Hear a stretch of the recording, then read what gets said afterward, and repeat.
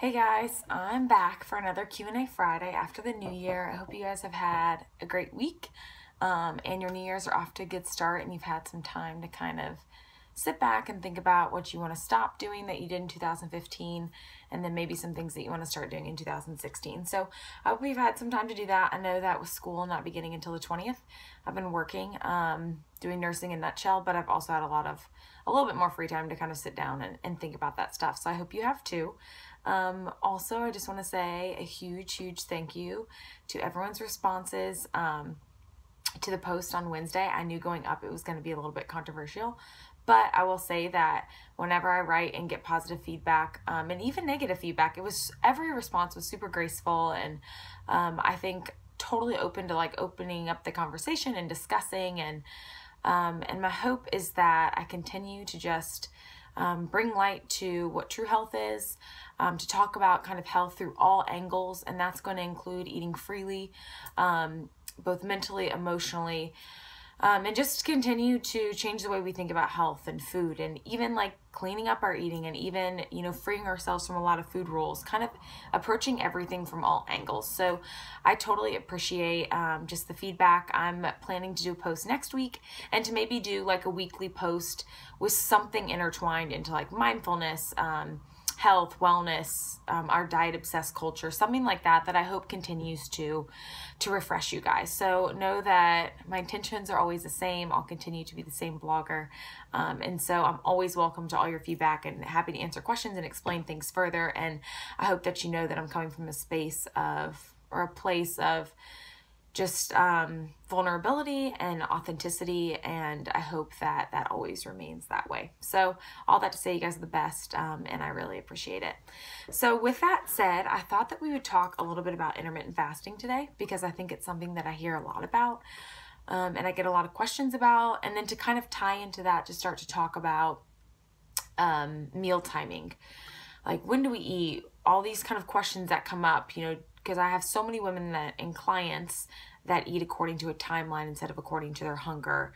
And how long can you wait after waking up to eat? And how do you do you always follow your hunger cues? So lots of questions like that I'll hopefully start to clarify. But I think it's important to first address the question of intermittent fasting, because this is a little bit conflicting. If you read about it online, I would say enter it with caution, definitely, because if you don't enter it with a level head, it can really confuse you and probably start to make you question a lot of your own food choices. So first and foremost, what intermittent fasting is it is eating all of your energy needs in a certain amount of time and then not eating for another certain amount of time. So there's a lot of variations. Some people don't eat for 2 days and then eat for 3. I don't know how they do that. And then some people will not eat until noon and then eat all of their daily needs between noon and 8 and then not eat again until noon the next day. So essentially what that means is that you're giving your body a break for a certain amount of time and then you're eating for a certain amount of time. With that said though, and then the research is that it decreases, your insulin resistance, it increases fat burning, greater cognitive function, allows you to better mobilize fat and burn that as energy instead of always mobilizing glucose to burn as energy, because your body's always getting glucose. So there's a lot of research on it, and I don't want to get into the nitty-gritty of that. I think my main goal here is to explain why I think that intermittent fasting is not a good thing for women and why I think that. So I think that men have a lot of good results with intermittent fasting, and I'm somebody where I have my own food philosophy, and I think that we should eat early and eat often and eat enough and eat balanced in order to decrease our stress hormones, and I'll tell you why. But I'm also in the same way. If it works for you and if you feel good and if your labs are good and if your stress is well, I can't argue against that. And so I think, though, I can argue against of why something like intermittent fasting is not good for women. And so the thing with men versus women, and I think us as women get really caught up in, well, he can do that, but I can't. It's because men don't have the beautiful gift of growing another human being in themselves and then giving birth to that human being. So women have this unique ability to reproduce the human species. And I think that's pretty awesome. So do we need men to help us to do it? Absolutely. But at the end of the day, only our bodies can actually do that. We could actually do it without men. We just need their sperm in order to do so. But that's like totally beside the point.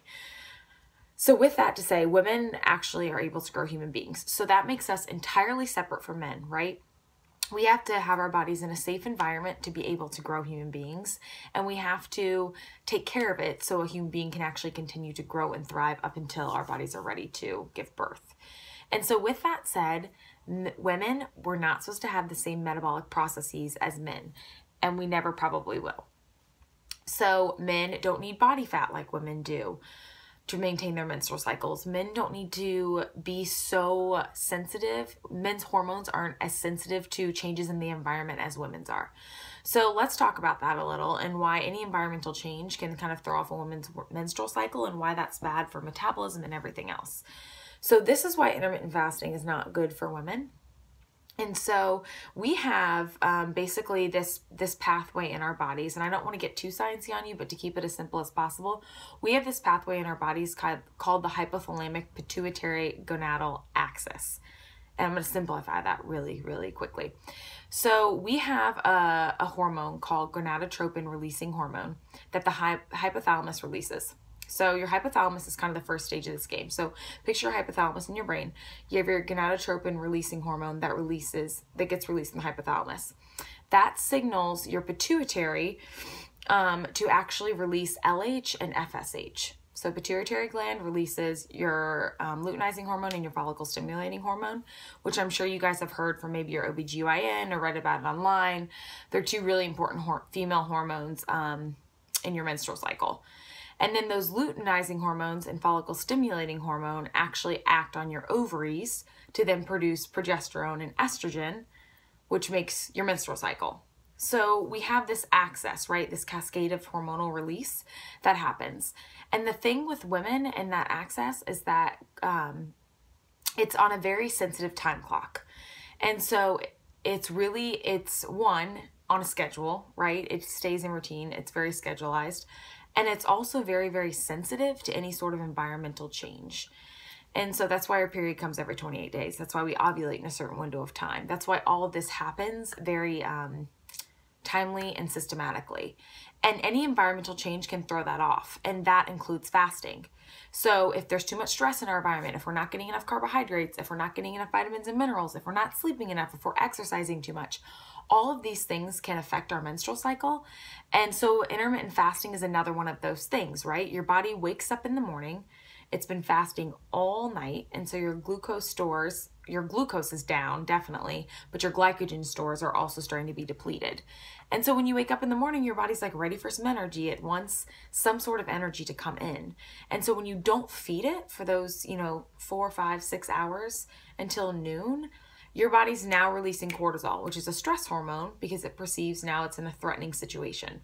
So you start to get in this fight or flight mode. And that starts not only an inflammatory response, but it also tells your body, okay, we need to start slowing metabolism, compensating energy, because we're in some sort of stressful situation. Your body doesn't know the external environment. All it knows is what's going on inside. And so all that to say, women have a menstrual cycle. We have a totally different set of hormones that is unique to just us. And men do not have that. So men are not as sensitive to that. They can intermittent fast, and they can do all of that in a way that's not harmful. I know men that do it in my life, and that's great, but that's not how women work. And so all that to say, that is why I say intermittent fasting is so bad for women. That's why I say going long periods of time without eating is bad for women. And once you start messing with your estrogen, you also start messing with your metabolism, because estrogens and metabolism are so intertwined. And I won't get into like the nitty gritty of that, but just know that that's why eating early, eating often, eating enough, and eating a good balance. So carbs, proteins, and definitely enough fats is so, so, so important to women's health, because that's what dictates the health of our menstrual cycle. And therefore the health of our menstrual cycle is so closely intertwined with the health of our metabolism and all the other hormones in our bodies. So I hope that helps clarify in a pretty simple way. But I think that the passion that I've developed the most over the last 3 years is just the importance of a healthy menstrual cycle. And I think that's so overlooked by even doctors or other healthcare practitioners, because a lot of people think, well, if you're not trying to get pregnant, then like, who cares if you're having a healthy menstrual cycle? When really a healthy menstrual cycle is such a good indicator of overall health. And there are a lot of negative consequences that come if you're not having a healthy menstrual cycle. So I think that's a take-home point that that I want to get to, is just the importance of a healthy menstrual cycle, and it goes so much more beyond just fertility. So I hope that answers that question. I did kind of want to wrap up really quickly with a question I got from a reader that kind of goes along with this in terms of meal timing, of just like, okay, let's say I'm going to a brunch at like 10:30 or 11 and I wake up at 7 a.m. What do you do in terms of eating? And my answer is to say, if you're hungry, eat something. But then it's like, okay, well, how do I not overdo it? And I would say if I woke up around 7 and I drank a cup of coffee, and then by like 7:30, 8 o'clock, I was like, okay, I probably need to eat something, but I knew I was going to eat again in like 2.5 hours. I usually get hungry about every 2 or 3 hours, but if I knew I was going to eat again, I'd probably take, a huge spoonful of almond butter, and I'd probably take a banana, and I'd eat that as kind of like a mini breakfast. And then I would go into brunch. So I'd have something to hold me over, yet I knew I would probably still be hungry for brunch. Then, dinner might come just a little bit earlier, and you might have like a second mini lunch later on, like around 2 or 3, or you might just have a couple snacks throughout the afternoon. But I think so often we want to put food in these little boxes, and we want to check off the boxes and make them look all clean and nice. When really it's as simple as, if you're hungry, eat. And when you are starting to get hungry, if a meal is coming in 2 hours, maybe eat something a little lighter so you'll still be hungry. So I think we can gauge how much we should eat based on kind of maybe what's to come in terms of when a meal's coming, not necessarily predicting, oh, I'm going to go out to eat and eat all of this, so I'm going to restrict. I want to protect against that thought process.